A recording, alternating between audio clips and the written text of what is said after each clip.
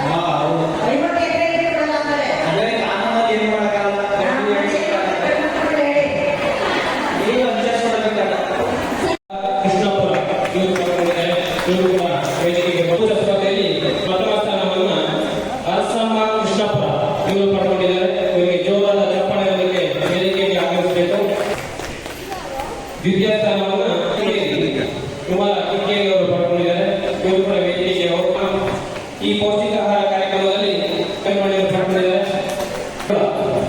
ಲೀಲಾವತಿ ಆನೆಗೌಡ ಅವರನ್ನ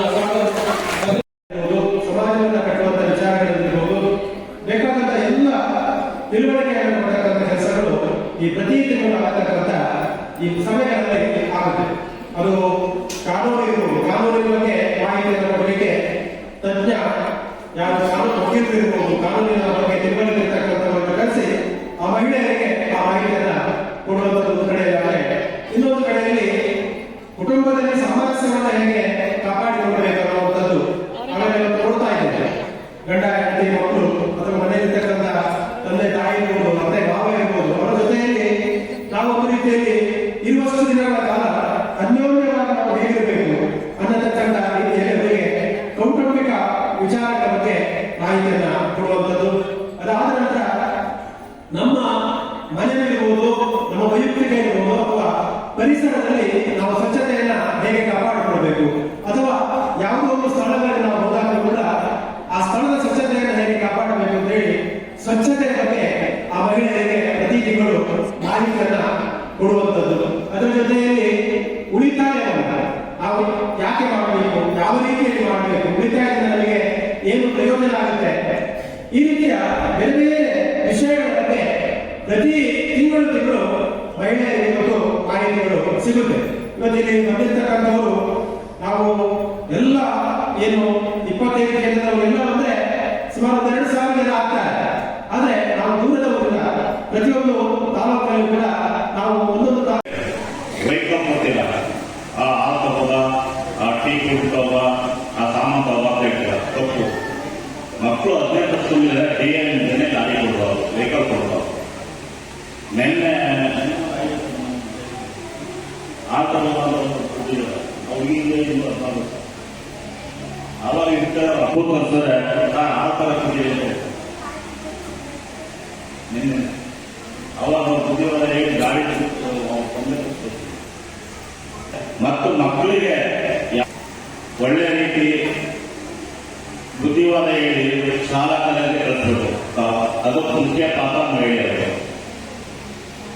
ಈಗ ಯಾರೇ ನನ್ನ ಅಂಕುಪುರ ಎಲ್ಲ ಹೇಳಿದ್ದಾರೆ, ನಾನು ಹೇಳ್ಬೇಕಾದ್ರೂ ಅವ್ರು ಹೇಳಿದ್ದಾರೆ. ಈ ವಿಚಾರದಲ್ಲಿ ಇಷ್ಟು ಮಾತಾಡೋದ ಅವಕಾಶ ಎಲ್ಲ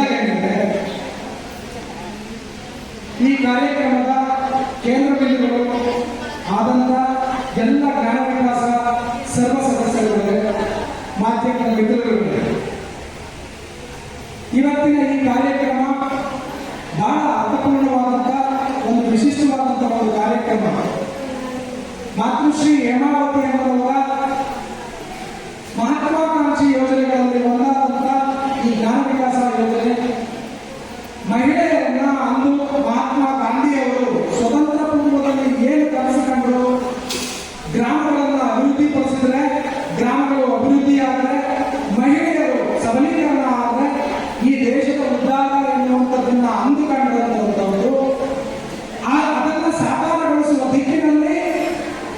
ಪರಮ ಪೂಜ್ಯ ಕಾವಂತರಾದಂಥ ವೀರೇಂದ್ರ ಹೆಗ್ಗಡೆ ಅವರು ಮತ್ತು ಮಾತೃಶ್ರೀ ಹೇಮಾವತಿ ಅಮ್ಮನವರು ಈ ಧರ್ಮಸ್ಥಳದ ಗ್ರಾಮಾಭಿವೃದ್ಧಿ ಯೋಜನೆ ವತಿಯಿಂದ ಮತ್ತು ಜ್ಞಾನ ವಿಕಾಸ ಯೋಜನೆಯ ವತಿಯಿಂದ ಪ್ರತಿಯೊಂದು ಹಳ್ಳಿಗಳಿಗೆ ಪ್ರತಿಯೊಬ್ಬ ಮಹಿಳೆಯರನ್ನ ಸುಶಿಕ್ಷಿತರಾಗಬೇಕು, ಅವರಲ್ಲಿ ಜ್ಞಾನ ವಿಕಾಸ ಆಗಬೇಕು ಅನ್ನುವಂಥ ಒಂದು ಮಹತ್ವಾಕಾಂಕ್ಷೆಯಿಂದ ಅವ್ರು ಮಾಡ್ತಾ ಇರ್ತಕ್ಕಂಥ ಕೆಲಸ ಅದು ನಮ್ಮ ಕೃಷ್ಣರಾಜಪೇಟೆಗೆ ತಲುಪಿ ಅದರಲ್ಲಿ ಕಿಕ್ಕೇರಿಗೆ ಬಂದು ಕಿಕ್ಕೇರಿಯಿಂದ ಪ್ರತಿ ಹಳ್ಳಿಗಳಿಗೆ ತಲುಪುವಂತ ಕಾರ್ಯಕ್ರಮವನ್ನು ಮಾಡ್ತಾ ಇರ್ತಕ್ಕಂಥ ಈ ಯೋಜನೆಯ ಎಲ್ಲ ಯೋಜನಾಧಿಕಾರಿಗಳು ಮತ್ತು ಸೇವಾ ಪ್ರತಿನಿಧಿಗಳು ಹಾಗೂ ಎಲ್ಲ ಸದಸ್ಯರಿಗೂ ಕೂಡ ಈ ಕಾರ್ಯಕ್ರಮದ ಯಶಸ್ಸಿನ ಶ್ರೇಯಸ್ಸು ಸಲ್ಲಬೇಕಾಗುತ್ತೆ ಅನ್ನುವಂಥ ವಿಚಾರವನ್ನು ಹೇಳ್ತಾ ಇವತ್ತಿನ ಈ ವಿಚಾರದಲ್ಲಿ